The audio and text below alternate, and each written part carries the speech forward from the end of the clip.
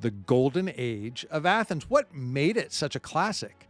This lesson is architecture. We'll check out some of the biggest, best temples, including one that took 650 years to complete, and it's not the one you think. And we'll see the classical impact. What does architecture say? Why is there so much of it in Washington, D.C., in your city, and maybe even your home? There are 3 orders of classical architecture. I want to teach you those 3. I want to take you on a walking tour through Golden Age Athens and beyond to check out the beautiful architecture, the influence, and maybe even see one that was called the Throne of Satan. Architecture is built to impress, so let's go check it out. I'm Mr. Hull. This is Ancient History.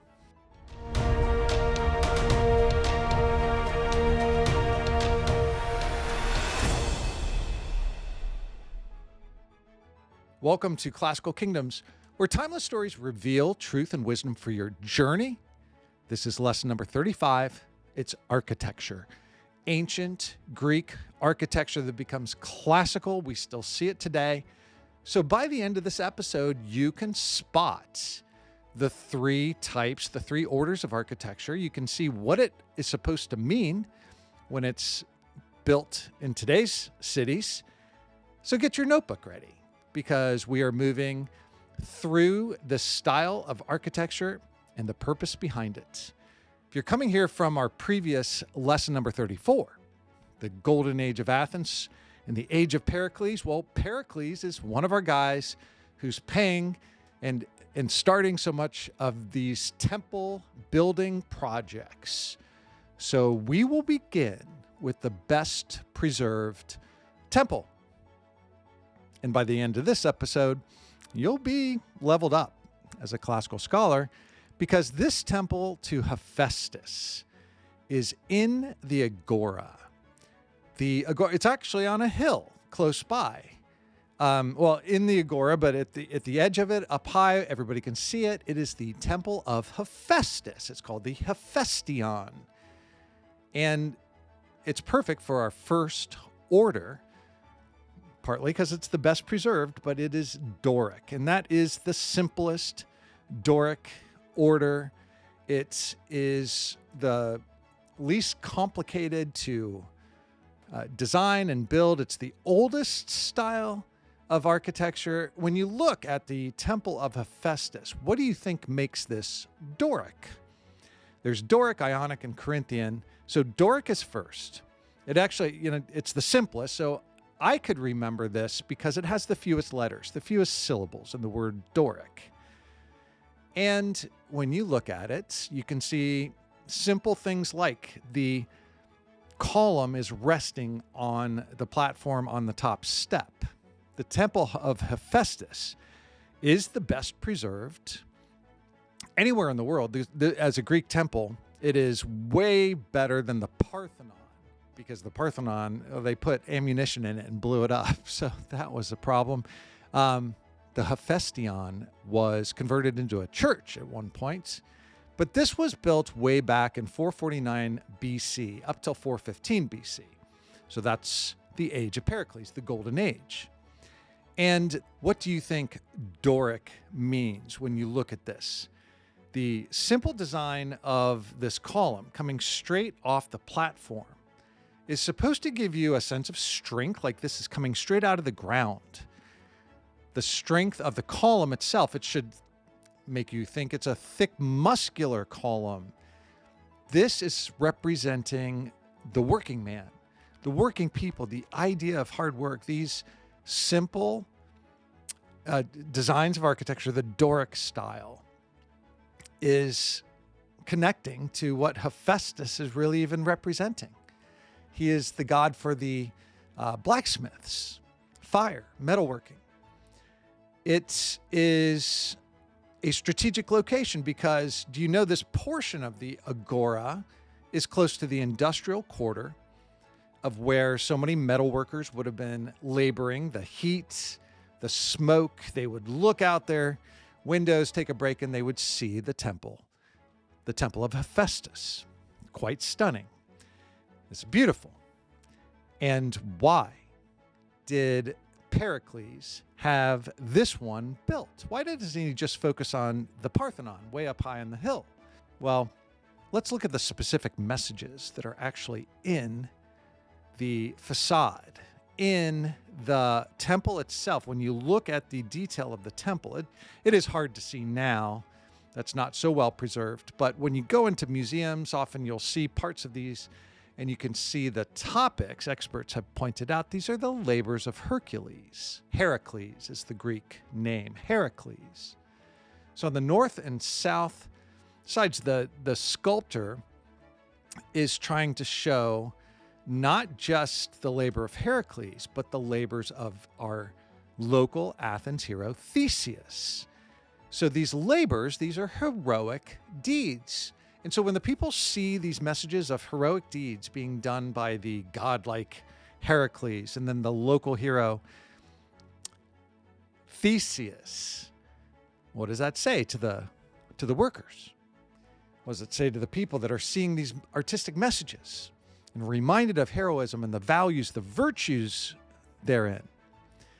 This is a well-preserved, from the 7th century. This temple was converted into a Christian church for St. George Acamas. The conversion ensured that it was going to be a building that gets used and maintained. So that's why we can kind of see it's a connection from the pagan past into the Christian era. Same with the Parthenon. When we get to that, you'll find out how that was also converted too. But do you like the Hephaestion temple? I liked it the first time I finally was able. If you're one of my former students, you're probably mad that we never made it inside the Agora on some of the big school trips that we were taking. When you go here, it takes, a good half day, several hours to explore the area of the Agora. It's really neat. And to go up on the hill, you have great views, but the temple is spectacular, standing up on this hill, best preserved and built during that golden age of Pericles with the messages of heroism, the labors of Heracles, Theseus. And it's actually a perfect Doric. We've got 6 columns on the front, 13 going down the side. This is a perfect example of Doric, the Doric order. From here, we looked across the Agora and we can see, look at all those columns in the Stoa of Attalos. Let's walk down. Let's walk over there because I see more Doric columns. Doric is good for strength. But as we walk past a bema where public speakers, the Agora is where everybody came to hang out.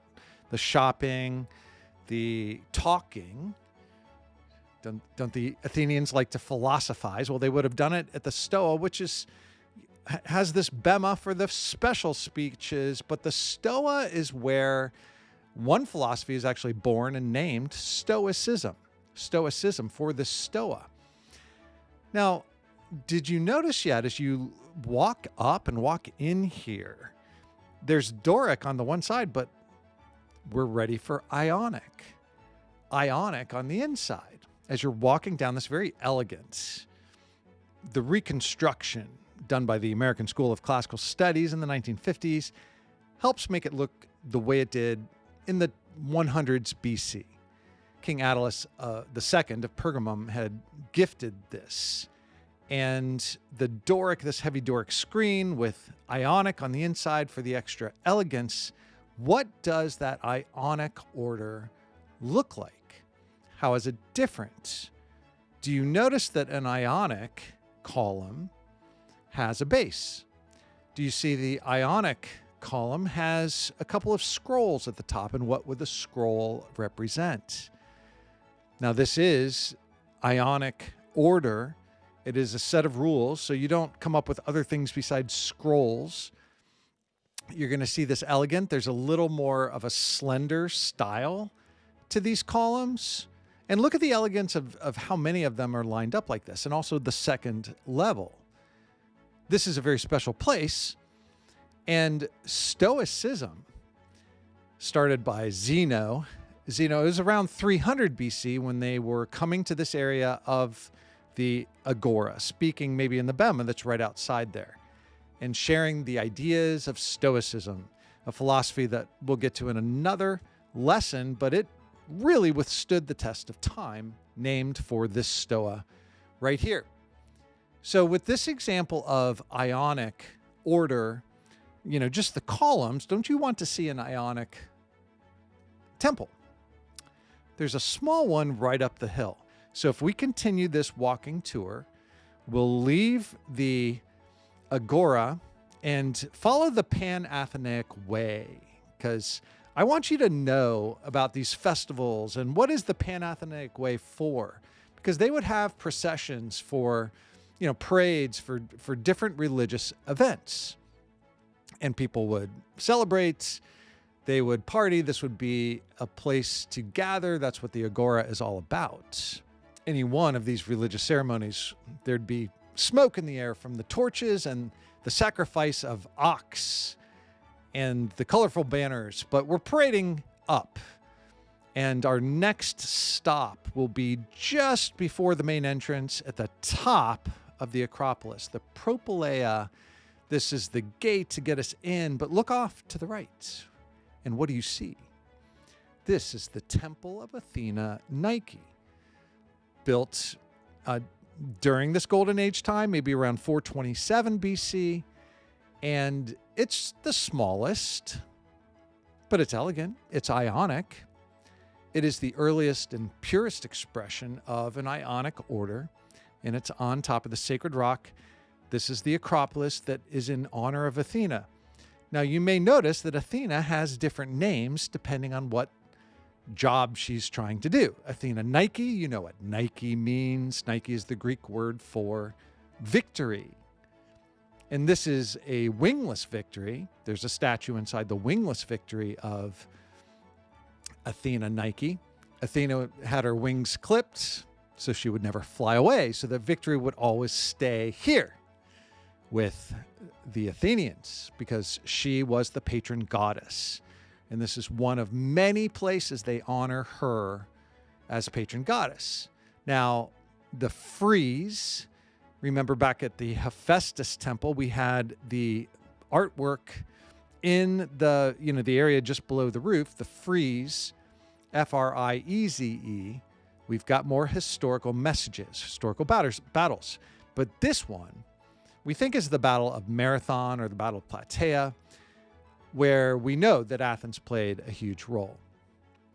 And that celebrates and reminds the Athenians of the victory, and thank you, Athena, for whatever it was you did to help. Now, we want to do a quick side trip because we're climbing up this. It's actually a tough climb. I have done it in 110-degree heat, and they say it's a dry heat. It's a tough climb. By the way, it's also very slippery here, so it's usually a sea of people. It's really exciting. But let's say we take a quick time out to do a side trip to one last Ionic architecture that is quite spectacular and stunning. We're going to go to Pergamum. Pergamum is in Asia Minor. We've studied Asia Minor already with the Persians because they dominated Asia Minor. Later on, Pergamum will be a key city for Alexander the Great. It has an Acropolis. Check out the geography, the topography of this location. It was very exciting when I went here. We had to take basically like a ski lift to get up this Acropolis. And when we got to the top of it, we were met by some vendors. They were giving out free melons. And we're just reminded, like Turkey, Greece, the fresh produce, the sunny, growing climate. It's and very welcoming people. So there's juicy melons. I still remember that. So Pergamum is very exciting. It's neat. But the Ionic architecture that I was going to show you, there's a lot of other things of interest here I'll get to in a different lesson. The great altar of Zeus, built somewhere about 150 BC. This is a massive kind of complex. It's like a temple. But why don't we, now we'll jump again to Berlin, because the Berlin Museum has reconstructed the actual altar of Zeus. So you can actually walk through it and you can see it. Why is it in Berlin, Germany? It's kind of like the story of Heinrich Schliemann discovering Troy, discovering Mycenae. We covered that in lesson 25. And before that, German archaeologists were quite active. And this particular great altar of Zeus is mentioned in the Bible. In Revelation chapter 2, the Apostle John warns the church at Pergamum, like, I know where you dwell, where Satan's throne is. What goes on at Satan's throne? Well, it is the pagan worshiping practices, the beliefs that go along with pagan religion. And this throne, so spectacular, Ionic architecture, the close look that you have, the Ionic order. It's actually very irregular. It's an interesting layout here. It drew a lot of people. When you look at this plan of the entire Acropolis, it would be quite a sight. There was a lot that went on here. It was also known as an Asclepion. It had a theater. The Asclepion's like a health spa. You could go watch shows. It drew a lot of people in.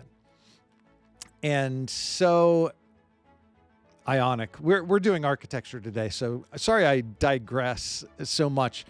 But the architecture has a message when it's beautiful, when it's strong and amazing looking. It is appealing to people. It's drawing people in to the religious practice of sacrificing to Zeus. Of course, what do you notice about Ionic? Do you think it's more elegant? Do you like the scrolls? Do you like that the columns have a base? Do you like any of the artwork that's in, like back at the Temple of Athena? Nike, click the like button if you haven't subscribed. And you know that all of these different lessons as we bounce around are available, are mapped out for you at classicalkingdoms.com. So let's get back to the Acropolis of Athens, and let's get to the one everybody is, probably most excited about. People get so worked up over the Parthenon, built sometime between 447 and 432 BC. Pericles had hired architects, he'd hired sculptors for the spectacular Temple of Athena sculpture that's going to be inside. What order do you see? You've learned two so far, Doric or Ionic. Now, this is a massive building, so this is the biggest one you've seen. It's now the most expensive at 469 talents. 6,000 drachma go into just one talent. One talent could pay for an entire month of a naval ship defending the seas in the Delian League. So this was an expensive temple, but it's also like a treasury, because this is where we're going to put the gold from the Delian League. We're charging everybody money to be a part of the Delian League. But let's take a look at the architecture. And here is where we will cheat math. You can't cheat math. You can't cheat math. If you design this building with the 8 columns across the front, and if you put them at right angles, right angle to the base, do you know what you would get?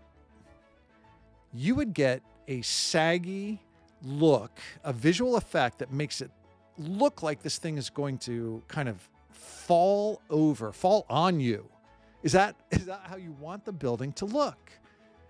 In order to make the building look strong and straight and right angles, there's a visual effect called entasis that we have to take into account with our math. And we have to do the math based on the size, the proportion, and you actually have to have all of these buildings leaning in order to make them look like they're straight.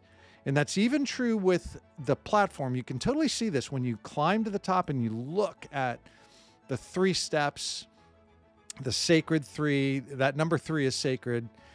That's the special number, but it is curving up. It's bowing up. You can see that when you're close by. But look at the spectacular views around the city, especially the night views. People love to light up the Acropolis, the Parthenon, and view it from all over the city at night. It wouldn't look this good if you didn't cheat math, if you didn't use entasis to compensate for the visual effect of this Doric.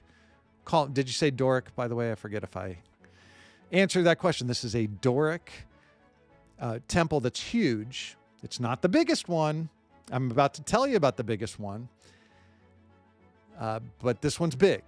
And if it weren't for Entasis, it would not look right. You know, the Parthenon would have been painted with bold, vivid, primary colors. And you might already know that because I've seen video games, popular video games, where assassins have a certain belief statement about what their missions, and they have to go in different time periods.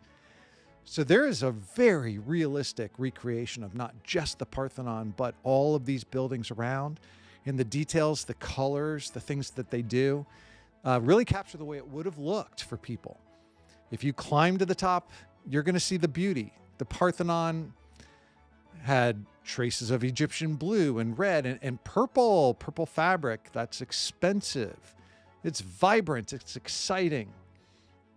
And all of this is a sacred place. It is the Acropolis. It is the fortress.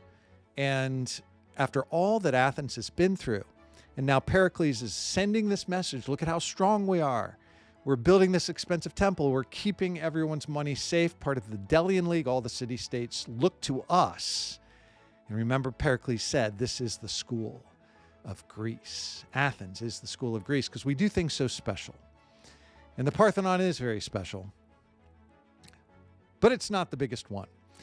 You know, if we take a little peek, if we go to the back side here where the Greek flag is waving, where we take all of our group shots, you know, all the student groups, we would get a nice picture with everybody. We would have the Parthenon in the background with the sunny blue sky. But we look down to the bottom of the Acropolis and we can see there's a bunch of columns down there, and they look really big. A really big set of columns for a temple that was started by Pisistratus around the year 515 BC, before that. And it wasn't finished until 131 AD. So let's go down the hill and check out the temple for Olympian Zeus. My last trip to Athens, my hotel was right by the Temple of Olympian Zeus. And being able to walk past the walls, being able to just see it every morning, plus the visit inside this complex and to be able to look close to it, it's a totally different feeling than the Acropolis. The Acropolis, the Parthenon, you know, the Parthenon is gigantic. It's 228 feet long. It's 100 feet wide with the 8-column wide. The Parthenon has 46 total columns going all the way around if it was perfectly built back together, which someday it will be. They've been literally since 1989, my first time seeing it. It's been under scaffold. They've been fixing it. They've been working on it. 34 feet tall. But we're now down here at the base, and we are at the Temple of Olympian Zeus, started by Pisistratus to be way bigger. Now, how much bigger is 56 feet tall compared to 34 feet tall? How much bigger is 104 columns all the way around this thing compared to 46 columns? Is Zeus supposed to be a bigger deal than Athena at the top of the Acropolis? Now, when they started building this, who's they? Pisistratus was a tyrant. His sons tried to take over as a dynasty. We covered this lesson in Democracy, the Rise to Democracy, how Pisistratus was wanting to do things for the people that appealed to the people, that helped him keep his power. Part of the lesson showed that tyrant is not necessarily a bad word. Pisistratus did things for the people. He just kept his power. That's what made him a tyrant. He kept his power longer than he was supposed to. And his sons tried to keep it. So that's a different story, but this is what he started building, the Temple of Olympian Zeus. It was actually supposed to be the Doric order. Have you already spotted, did you already notice the order that you see with these columns? You know, obviously there's not much left of this, But the Doric order that Pisistratus started was probably too clunky, too thick and not elegant, and it got ignored. It was abandoned. So Pisistratus started it, but as soon as his son Hippias was kicked out, remember him from the story even of the Battle of Marathon, that they don't want the tyrant. Democracy has been invented. The message of this architecture was kind of the big, heavy power, clunky power of this tyrant that now we've turned away from. Democracy is how Athens is now ruled. And so they ignored this site. Who's they? Pericles and people that were embracing democracy and making Golden Age Athens. They did not rebuild this temple. So who does? The Temple of Olympian Zeus swallows the Parthenon with its forest of 104 columns and how much taller it is, and really would have been so much bigger. But it wasn't until Roman times when this was complete. So it's over 600 years, not because it was so difficult, but because of the political statement, because what the architecture was saying. They wanted Parthenon to be the best. Parthenon, Athena, elegant, sitting at the top of the Acropolis. So why would the new political people say Temple of Zeus, Olympian Zeus? 600 years later, it's Emperor Hadrian. He wanted a 362-foot monster-sized temple, way bigger than the 28 feet length of the Parthenon. He wanted to dedicate it to Zeus. Hadrian was really obsessed with Greeks. He was they call him a Philhellene. He just loved Greece so much. He spent so much time in Athens. He did a lot of things for the Greeks. So architecture that is Greek, especially, that he builds, that he triumphs, he's triumphing the heroism and the strength and the ruling authority. Remember, Zeus is the head Olympian god. Hadrian is the head Roman, and also claiming to be a god because he actually put his statue over here on the outside of this temple, massive temple.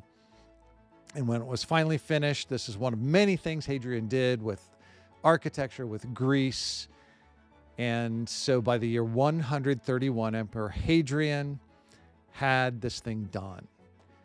You know that Aristotle, way back, Aristotle cites that this temple was a political tool of tyranny.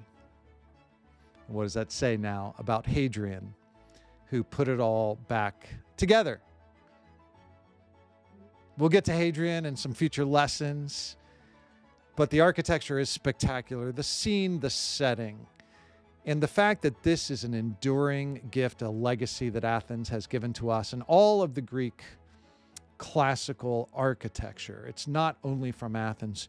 In this lesson, we did feature what Pericles did to start so many of these temples, but we know that there's temples all over the Aegean world, all the way into southern Italy with the Greek colonies, and then that's going to influence the Roman architecture. Like Hadrian is going to show, Romans want big, massive, beautiful Corinthian.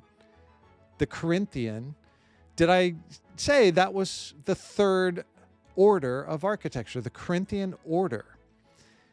The Corinthian order with the Icanthus leaves at the top, like all those frilly decorations at the top of the columns, that was our third order. And comparing those three, from Doric to Ionic to Corinthian, the Romans really preferred Corinthian so much more. So as you look for architecture all over, you will see the elegance and the beauty of it, and it also connects back to the political messages about democracy, freedom, strong government. And that's why we see so many of our government buildings and other buildings that are trying to show the beauty in the true forms that they follow, the three orders that they follow. This is definitely something that you can take away. What will you take away? A bit of a understanding, a lookout for some of this classical architecture. So thank you for taking the time to learn something that matters in all of history, architecture, your own town. And that includes a classical journey filled with the truth about architecture. Because these kingdoms rise and fall and power fades, but virtue endures.